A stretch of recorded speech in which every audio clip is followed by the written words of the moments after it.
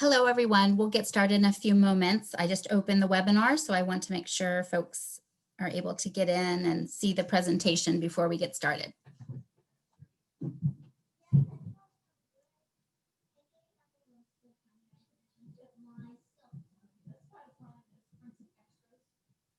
All right, we'll go ahead and get started. Thank you for joining us today for our webinar titled Competition Overview for the Campus Race to Zero Waste 2021 competition. And as many of you know, the competition used to be named Recyclemania, but we changed to Campus Race to Zero Waste last year. My name is Christy Jones. I work at National Wildlife Federation, and I manage the Campus Race to Zero Waste program in partnership with Recyclemania Inc. and their board of directors. So I will go ahead and go to the next slide so folks can see what the agenda is today. But if I could get a few people to just let me know that you can hear me loud and clear in the chat, I would really appreciate it.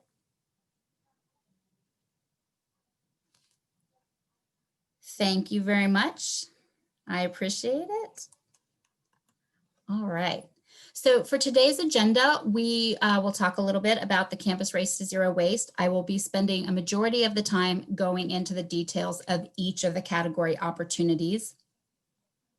I will also review the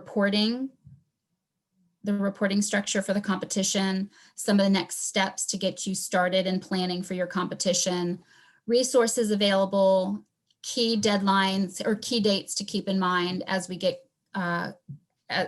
up until the competition begins, then of course during the competition, and also touch on a few opportunities for you to engage with the program beyond the competition, the February-March competition. But before we get started, I want to do a quick poll with everybody.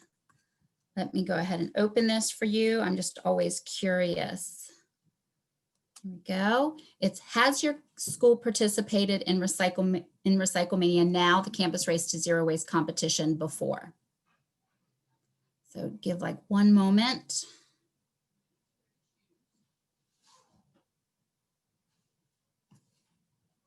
All right. Go ahead and end that, and I'll share results if folks are interested in seeing that. So it looks like many of you have participated in the past, which is great, but we do have a couple that have not or are unsure, so that's good too. So if you have any questions, please feel free to let me know. All right, so moving along. So with, as far as questions, we'll have a question and answer session at the end of the webinar. However, if you have any questions that you want to share as we're going through the presentation, please feel free to put those in the chat, or you can use the Q&A box. I'll try to keep an eye on both of those. And if I don't answer them, I will definitely look at them towards the end of the presentation. All right, so first of all, just to focus a little bit about what the Campus Race to Zero Waste, what our mission is, what is the purpose for the program. It's using fair and friendly competition to provide tools and opportunities that inspire, empower, and mobilize colleges and universities in the US and Canada and elsewhere to benchmark and to improve your efforts to reduce and eliminate waste. So campuses use the competition for a lot of different reasons, but we really hope that it's a friendly engagement opportunity for schools, and that you're able to use it and it can grow with you if you are setting your goals are really to work towards zero waste. All right, so in a nutshell, what is the competition? You know, most of you have joined in the past, so there are a couple changes for this year, but a lot of this is probably information you already know. So it's an 8-week competition. It takes place February through March.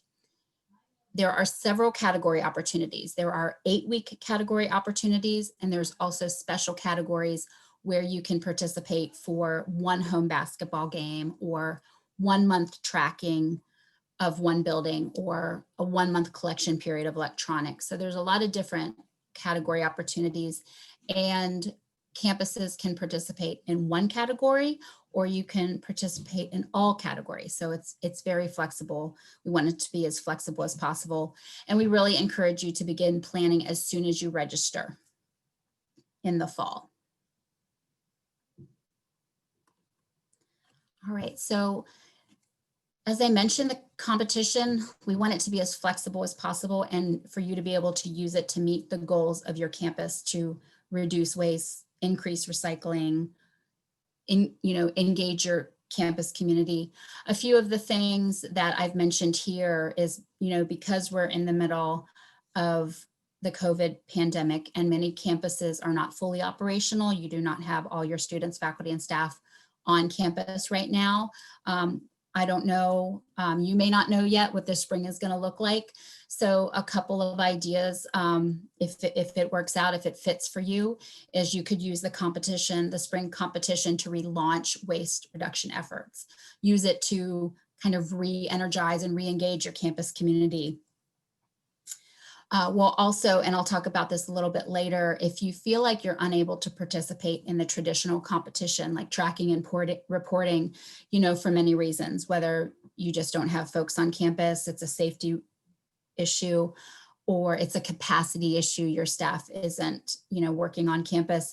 We're also putting together some resources to encourage you all to host online and digital campaigns during that competition timeframe if you're not able to track and report like you normally would. Then a few other ways, again, some of the customizing the competition, it's really about what you're trying to get out of the competition. And if you ever want to reach out to me and talk through anything, I'd be happy to set up a time to chat to figure out like what resources might work for you or the best way to get you where you want to be as far as goals for the competition that align with the goals of your program. All right, so a little bit about last year's competition. As you know, it was impacted by the pandemic. We had to close it early because many schools went online. However, the competition I felt was very successful. We recycled and composted 48.6 million pounds. 380 million single-use plastic containers were removed from the waste stream. We engaged 4.5 million students, faculty, and staff. So there was a great impact last year, even though the competition did not run the full time frame that it normally would through the end of March. So I wanted to share that with you.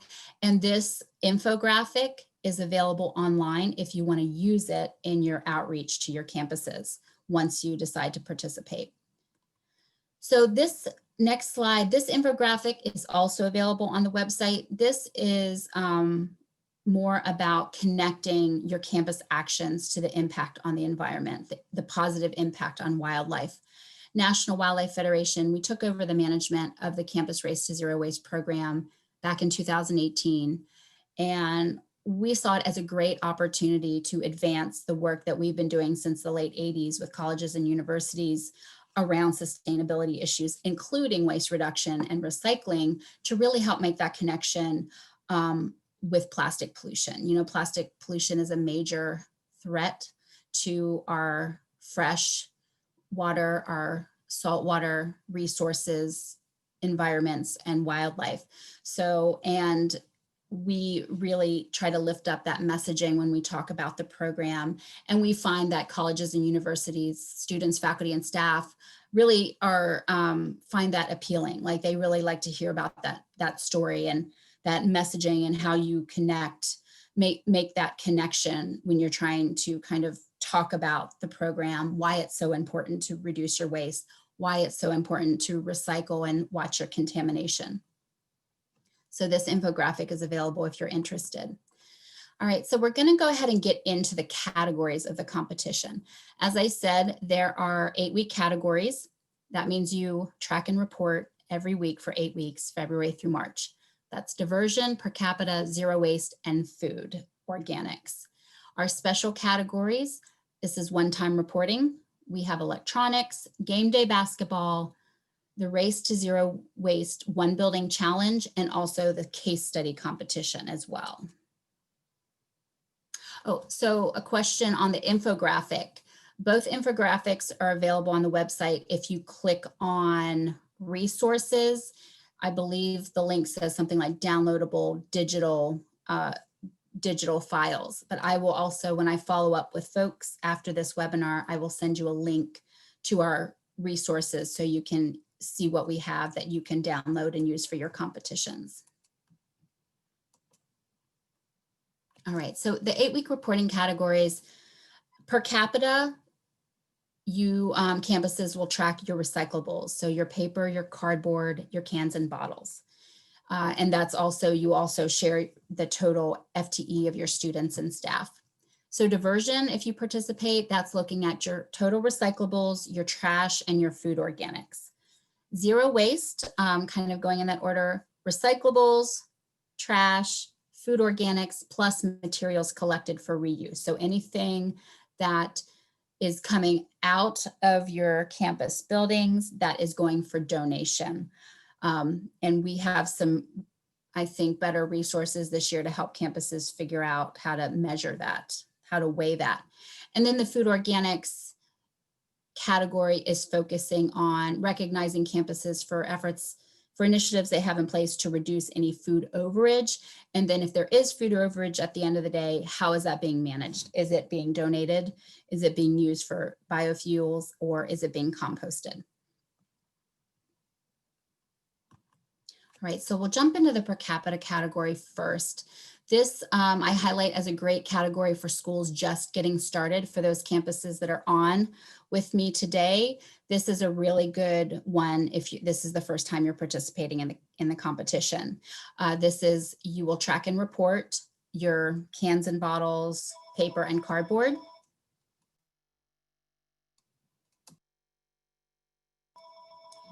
And also, I apologize. As many of you, I'm doing this webinar from home and there's noises in the background, so I apologize for that. So with recyclables, you can report single stream, like individual paper, cardboard, cans and bottles, or you can report it collectively, combined. And then this category is also focused on like total recyclables plus the total FTE of students and staff at your university. We collect that information during registration, so you don't need to worry about that when you're reporting weekly during the competition. All right, the next category is our diversion category. I actually think our per capita category is the most popular. It's the one that campuses participate in the most each year. The diversion category is probably the second most popular. It awards the schools with the highest waste diversion percentage. And so if you're interested in participating in this category, you will be reporting on your total recyclables, your total trash, and your total food organics. So you'll be telling us, information about composting and that type of thing. And so and also one thing I wanted to mention, the diversion category, the per capita category, and the food organics category have real-time ranking lists on our website. So you can follow along during the competition to see where you rank. And that, I'll talk a little bit more about that later as far as reporting, but as soon as you submit your data to me and I approve it, then it goes online. So if you're delayed in reporting and you've moved down the list, that's why. All right, the food waste category. So one of the changes this year for food waste category, it's we've kind of tightened the category up a bit. So and in the past, we always asked about initiatives campuses had in place to address overage. So what we've done this year is we kind of added to that list a little bit, and you will fill that list out when you register. So you will be telling us if you have efforts in place for portion control, any efforts you have in place to reduce the amount of food overage at the end of each day. And we've added a little bit more weight to that part, because really the goal of this category is to not have any food left over at the end of the day. That might seem like an impossible goal, and in some cases it probably is. But we really want to put more weight on that. So the only thing that's changed for that this year is you will still fill that information out during registration. There's just a couple more options there for you to check.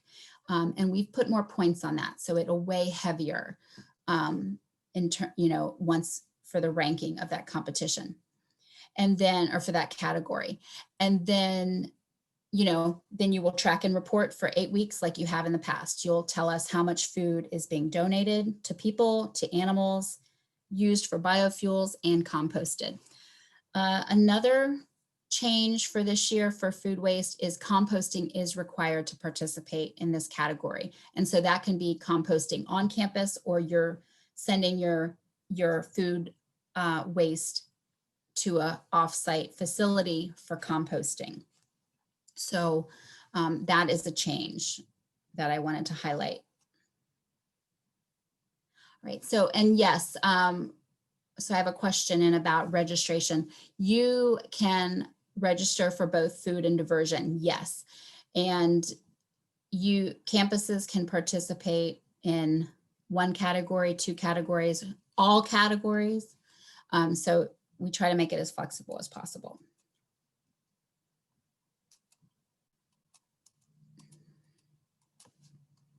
All right, so moving into our zero waste category.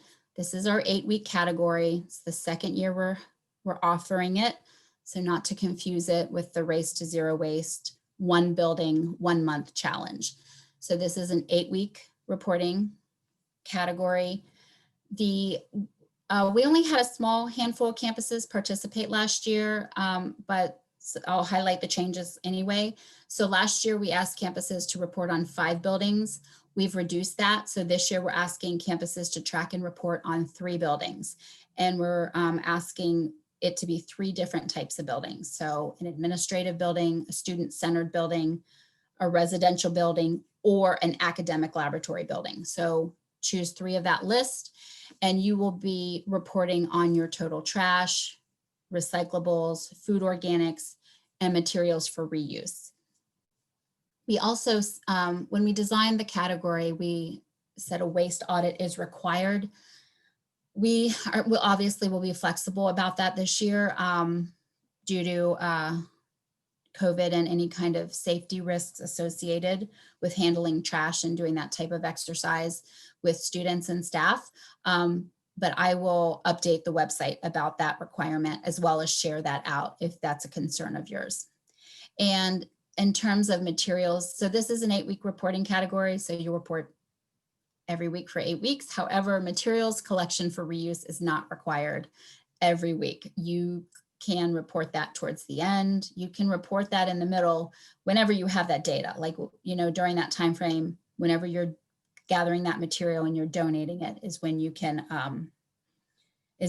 report on that. And the winners for that category will be based on the lowest total waste generation per 1,000 square foot of usable space. And we will request that information when you're filling out your report. Now, also with this category, we ask about waste minimization activities. So that's just a simple check box. Like, we want to know what types of activities you have in place around zero waste. Are they policies, practices, activities, that type of thing? And I believe we have a box for other if there's something we didn't capture.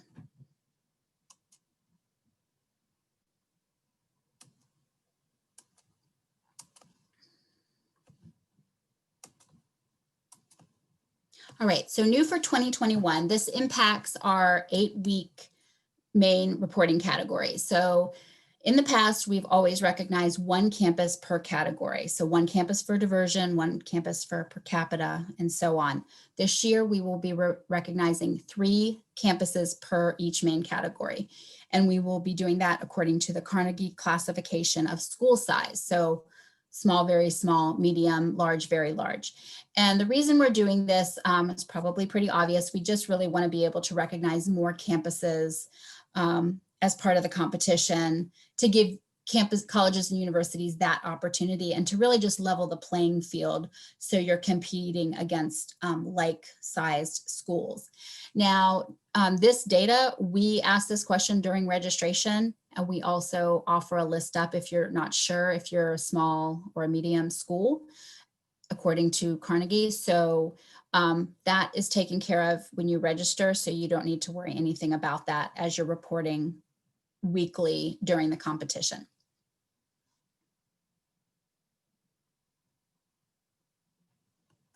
All right, so a few other things for the 8-week reporting categories. I've kind of already talked about the materials that are acceptable. What's not acceptable is clearly listed on the website. If you have any questions, please feel free to reach out to me. So construction waste, medical waste, yard waste, appliances are not part of what will be accepted.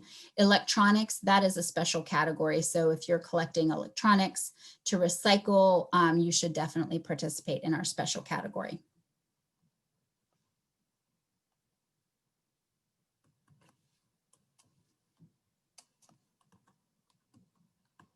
All right, oops, I'm sorry. So 8-week reporting schedule, it's weekly. So for example, if I am in a current week, the reporting for this week ends Saturday, and the data will be due next Wednesday. So I send an email I think every Friday or every Monday during the competition to remind folks when the reporting deadlines are, when data is due, and I'll give you the link. So I try to make it as easy as possible. When those messages come out, if there's something that you think would be really helpful for you to know that I should include, please feel free to let me know. I try to think of everything, but it doesn't always work. And reports are due by the following Wednesday. We accept reports anytime. Ideally you will get it in by close of business that Wednesday, because then I do a big batch of approvals, and then the online rankings will update. So if you get it in late, your campus, the data just won't be, your ranking won't really be accurate until you've submitted your data and I've reviewed and approved it. There's also a calendar on our website that you can see all of the deadlines as well.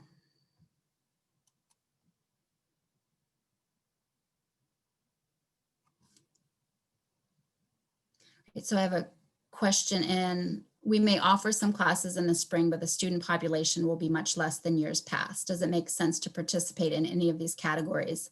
It will really skew the historical and future data. So yeah, so a couple things on that. I do think a lot of campuses are in that situation. You're not going to be fully operational. You're not going to have full capacity on campus. You won't most likely be able to use this data to compare it with past data. It's probably, and it will definitely skew future data.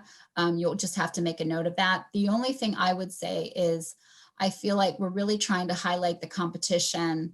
If you're able to participate, it's a way to continue to, it gives you an opportunity to continue to talk about the waste reduction and recycling practices and policies on your campus, to continue to educate the campus community, and also a way, if you're able, to keep people engaged in something different and something fun. That's, I think, what everybody's trying to look for right now, is just to keep people engaged and, shake it up a bit, do something a little bit different. So that's what I said. I would think we are also, like I said, putting together a guide, like a quick guide or a quick resource sheet for campuses that feel like they can't track and report normally for, like the regular in the past for the competition, that you host some type of online or virtual campaign for that competition timeframe. And that gives you an opportunity to, again, highlight some of the efforts that you have on campus that are still active, that you still want that people are still able to participate in. Are you hosting webinars? Are you having any professionals in the field hosting Facebook Live events, that type of thing? So, and we're gonna, like I said, we're gonna push out a resource to help kind of give you some ideas and provide some resources to help you do that. So you can still participate, maybe not like you have in the past, but hopefully you'll still participate in some way. All right, and I have one other question. So it says, for yard waste, what if you composted at your on-campus post that? Yeah, if you are composting it, so for yard, what if you compost it? So I would say if that number, so if it's yard waste, but it's being combined in with your food waste, maybe, Lana, I'll follow up with you and we can chat about that. It'd probably be best since it is yard waste. Hopefully there's a way to kind of separate out those numbers, but if not, we can figure that out. So I will follow up with you on that. I'm just making a note real quick. All right. And also, in terms of the spring competition, you can check, if there's some of the categories that you can participate in, like game day basketball or the electronics. Those are still ways to participate and, something to kind of have an activity for your students and staff to organize around. So maybe you don't participate in the spring like you have in the past, but you might, just choose one or two of the easier categories, the one-time reporting categories that aren't as intensive that you participate in for the spring. All right, I'm going to keep going and I have two other questions in, but I will get to those in a few moments. All right, so this is just a weekly updated rankings. This is just what our online report will look like. The real-time rankings will look like on the website, and we keep those updated every week during the competition. All right, so jumping into the special categories, these are one-time reporting. You can participate again in just one of these, more than one, and also along with some of the 8-week reporting. We have an electronics category, game day basketball, race to zero waste, one building challenge, and then the case study competition. All right, so for electronics, this is a 1-month collection period, and you report on it at the end of the competition. So with this, it's a 1-month collection period within the competition timeframe. However, you can do a one-day event, you can do a week event with people dropping off items. It really depends on how you want to do that. And this is the only category that we allow the community to participate in.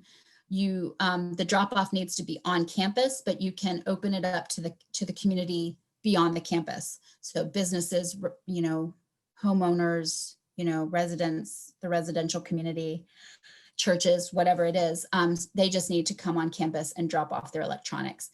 That might be a roadblock for this spring. So that's just something.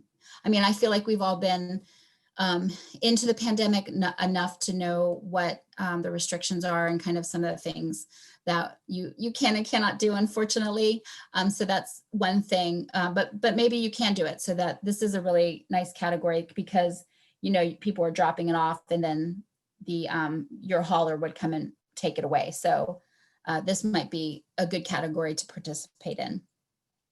And for this category, we recognize per capita. So again, total FTE, students and staff, and we also recognize total amount recycled, total weight recycled. All right, game day basketball.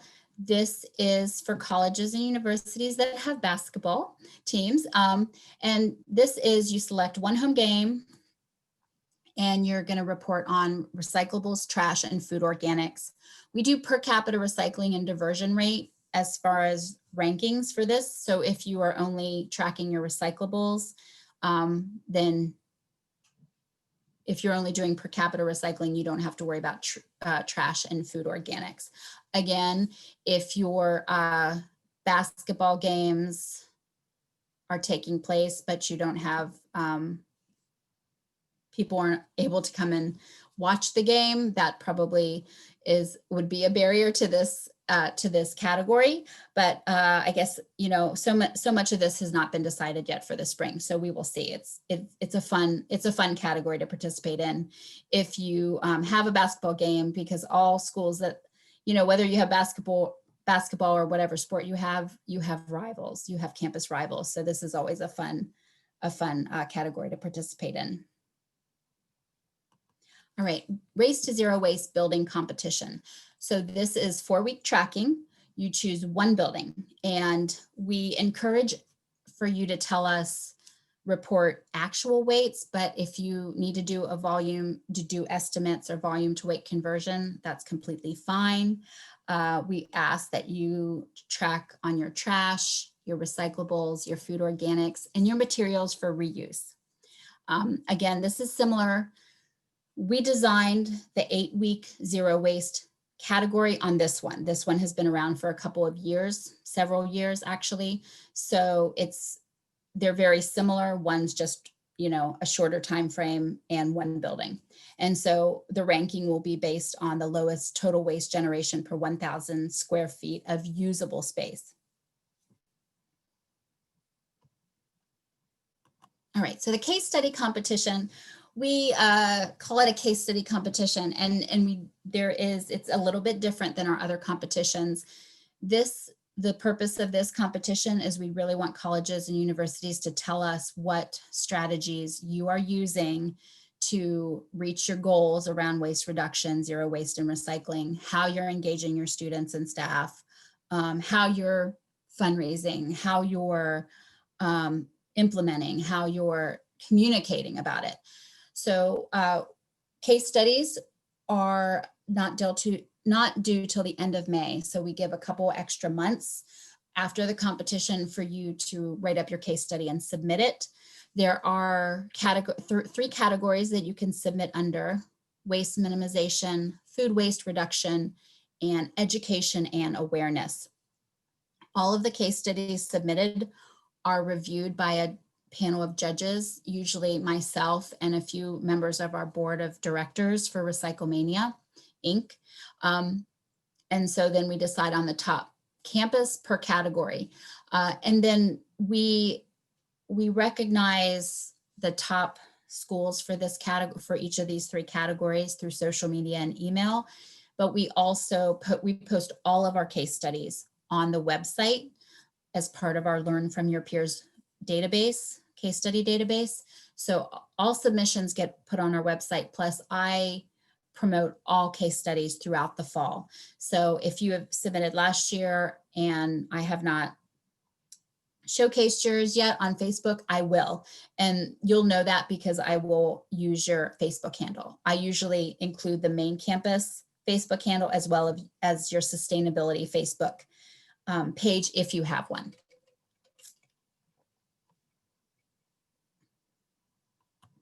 All right, so a couple steps to get ready. Registration has been open for about a month. Registration is open through the end of January, so you have plenty of time, but that's the first thing you need to do is register, decide what categories you want to participate in, get your team together. We hosted a webinar on October 29th.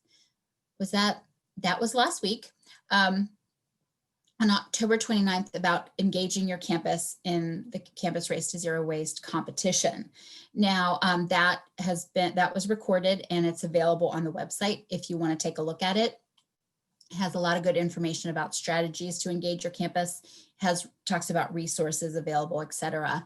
And if you go to the website and click on resources, there's one of the drop-down options is webinars, so just click on that. That webinar last week also highlighted a lot of the resources that we have available online for you to use. Let's see, and data tracking logistics. So we have, let me see if I might have that in the next presentation. So here, or the next slide here, let me go on down. All right, so 2-step registration, you will need to log into ReTrack or create a login to ReTrack, and then you'll fill out your profile information survey. That's your registration survey. So if this is the first time you're doing it and you have any issues, please reach out to me. My contact information is at the end of the presentation. Also, if you start filling out your registration survey and you don't complete it, if you scroll down to the bottom, click save. So you save it as a draft so you don't lose anything. And I'll see that. You just don't want to close it because you don't want to lose that information you've already entered. All right. Once you are in ReTrack, you will have a campus profile page that you will be able to take a look at. And for schools, most of you already know this, for schools that have participated in the past, you have access to your past data.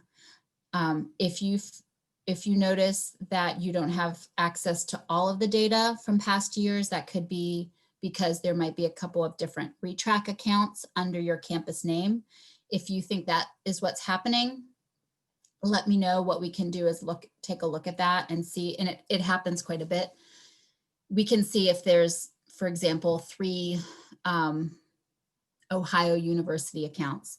And if that's the case, I will combine them into one, and then you will have access to all of your past data.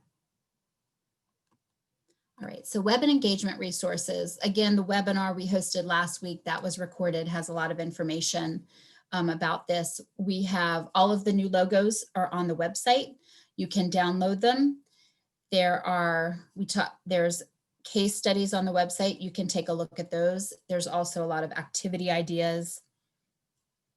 And if you, like I said, please reach out to me if you have any questions or need ideas on how, especially for this year, because it'll be a little bit different. So 2 guides I wanted to highlight for you.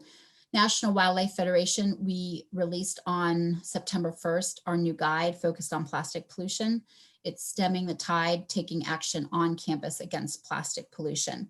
So it features a lot of campus stories that look at, tackling plastic purchasing, use, recycling.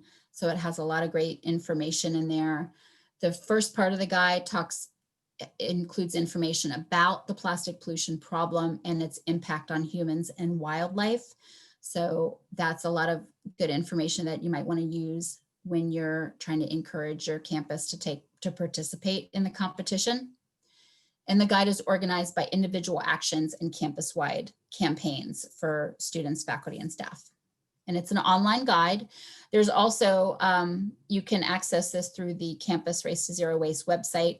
We also put together 2 quizzes to go along with the guide. So they're just fun, short quizzes to push out through social media. So it's always fun to take quizzes to go along with a resource. The second guide I wanted to highlight, we released this last fall of 2019. This is really focused on student leaders. So it's our activity guide for freshmen, dorm dwellers, and other student leaders. This is still branded Recyclemania. We are not changing everything that's branded Recyclemania. The program held that name for 20 years. It's our 20th anniversary, so that's very important. We have no intention of erasing the history or the importance of that name or that logo. So that's just a highlight for folks if you see things, because there's a lot of resources on our website that were developed under the Recyclemania name, and they will remain that way. This guide is one of them. But this guide, again, focused on students, has a lot of information about zero waste event tips, advertising, and promotion. So it'd be a good resource to share with any students on your competition teams. All right, so data tracking and logistics, that's probably one of the top questions that we get from campuses, just trying to figure that out. We will host a webinar focused on tracking and reporting on December 3rd. So if you haven't registered for that, I encourage that you do. We will record it. So if you can't join us, you can watch it later, or you can reach out to me with any questions. The first thing you need to figure out is who has the data. I also encourage you to let your hauler know that you're competing in the competition. They might be more flexible with getting you the data that you need more frequently, in a different format, whatever it may be. They may not, but it doesn't hurt to let them know that you're participating, and you might need a little bit of help from them. And as far as data reporting, actual weight is great. Actual numbers is great. If you need to do volume to weight conversions estimates, that's completely fine too. And we will talk about that on the December webinar. All right, so a couple key dates. Let's see. So next, in a couple weeks, November 19th, we have another webinar coming up. It's not specifically related to the competition, but hopefully you will find it of interest. I apologize. So it is focused on waste audit best practices during and post COVID. We are hosting it with our partner and sponsor Rubicon. Again, December 3rd is our webinar on tracking and reporting. The competition will begin on January 31st, and it will run through the end of March. Now, in terms of results, so we will, like we did last year, the competition will close. We will give campuses 2 weeks to go in, take a look at your data and make any changes you need to, and then we'll start the vetting process. What that means is we'll take a look at what schools are ranking at the top. And this year, because we're doing 3 campuses from each main category, that's going to be a little bit more work for us, but we're trying to keep it within the same time frame, with the goal of making unofficial results posted by April 16th in time for Earth Day activities, and then official final results will be announced by the end of April. And vetting, what we mean by vetting is, so we take a look at those numbers, but once we've identified that a campus might be topped within 1, 2, or 3 first, second, or third place in a category, we'll reach out to that campus. We'll request their data that they entered into the retrack system, and we will set up a call with them to just kind of talk through their data tracking and their competition activities and that type of thing. So that takes a little bit of time, and that will, like I said, we'll have more campuses to do that with this year. So just wanted to explain kind of that, the reason why we don't have final results until the end of April.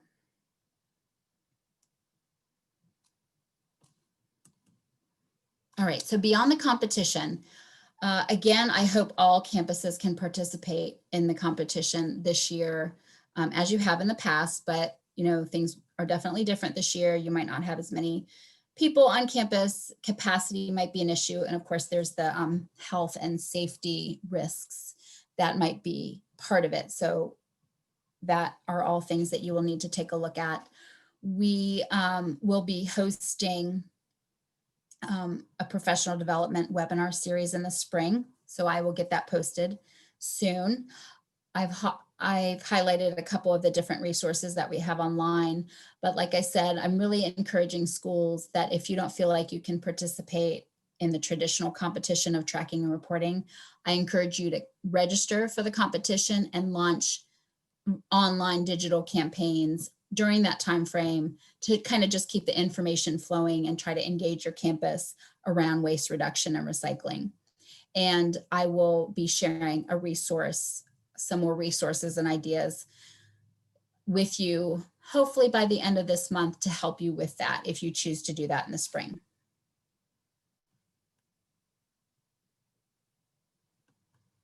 All right, so a quick, I'm gonna just want to thank our sponsors, and then I'm going to go to our contact page, and then I have a few questions I want to answer. But so our partners for Campus Race to Zero Waste are ASHE, the College and University Recycling Coalition, Food Recovery Network, the International Coastal Cleanup, APA, the Leadership and Educational Facilities, and Keep California Beautiful. So just want to thank those partners for supporting our work and helping us spread the word about the competition and our resources.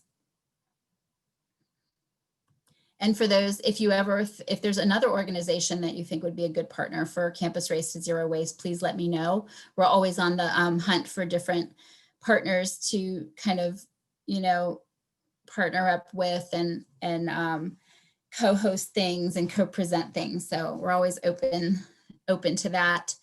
And again, this is the last slide. So I want to I do have a couple questions that I want to respond to. And if you have other questions, please let me know through the chat or the Q&A box. But this is my phone number. Please feel free. This is Christy Jones. Please feel free to call me anytime if you have questions. This is our email address. And of course, contact information is also available on our website.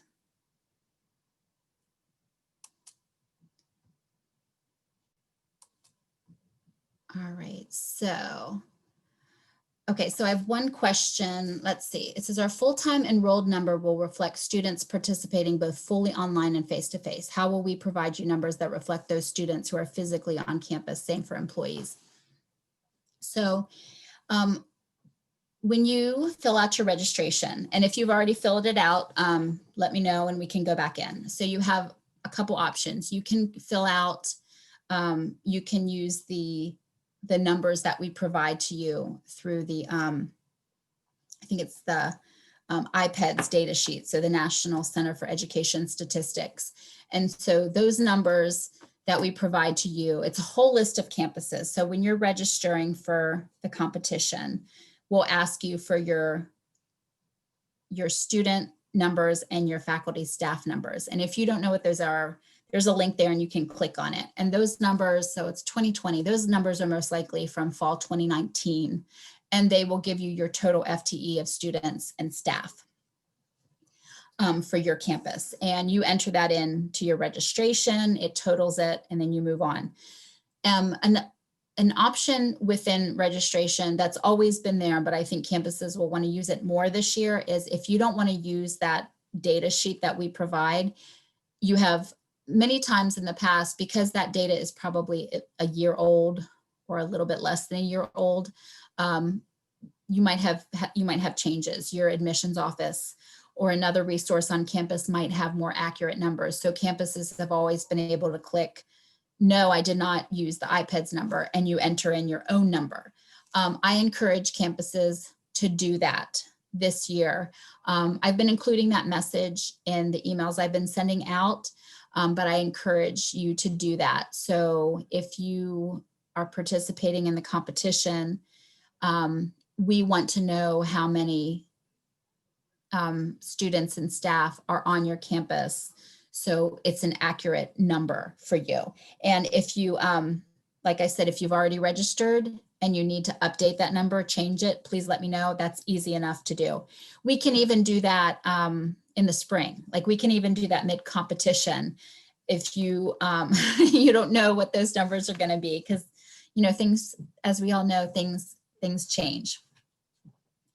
But I think what I'll do is I'll also, it's a good point. I've been sharing that, but I will put that message on our website somewhere, just so we can, you know, folks are understand that you can do that during registration. You don't have to follow that data sheet.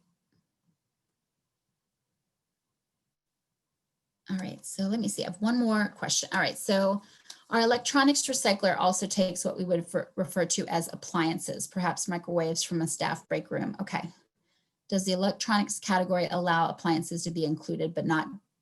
So what I've been, because I had a similar question to this on the last webinar, if your electronics hauler is collecting that material, then I would include it in your reporting. So it's anything, if your electronics collection is accepting appliances or small microwaves or whatever it is, that is the number that you can report on. And you can even include a note on there, but it won't make a difference. We kind of highlight appliances and that type of thing because typically electronics recyclers are not accepting those large items.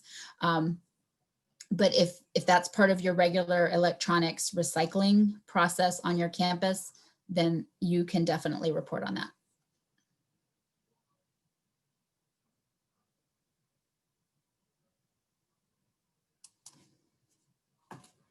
All right, we've got about 10 more minutes till the end of the webinar. Please let me know if there's other questions. I will We will hold for a couple minutes to see if any more questions come through.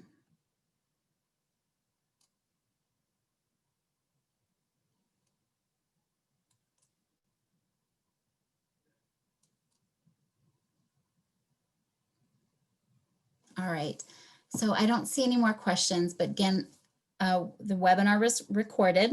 I will post it on our website. It should be up probably by Monday, and I'll let everybody know. Let me see, I have one more question. All right, so one more question. What do you suggest for using the Campus Race to Zero Waste to coordinate competition between residence halls?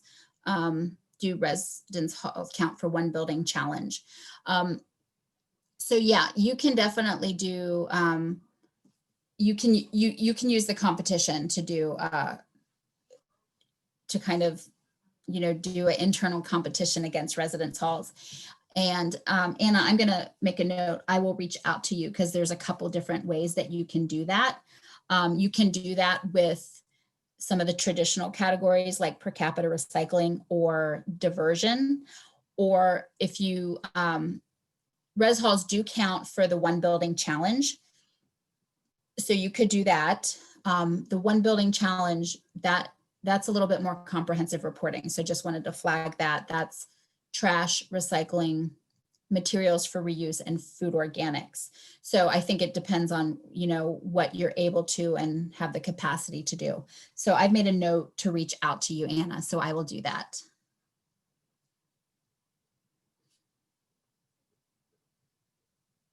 All right, let's see. All right, I have another question. Oh, thank you, Mindy. Ideas for other organizations to part. Okay, thank you so much. I really appreciate that. I'm going to make sure I do not lose this chat because we are always looking for new partners. Okay. All right. Let's see. I'm going to give it a couple more seconds to make sure that nobody has any other questions. All right. All right. Well, folks, thank you so much for joining us. As soon as this is online, I will send an email out probably Monday because we will begin promoting for our November 19th webinar. So I will send another email out Monday promoting that webinar as well as highlighting the recording for this webinar as well. And there was a couple questions about infographics, resources, etc. So I will send you a link to that information so it's easy to find. And again, please reach out with any questions. I'm happy to answer them. I'm so glad you joined the webinar today.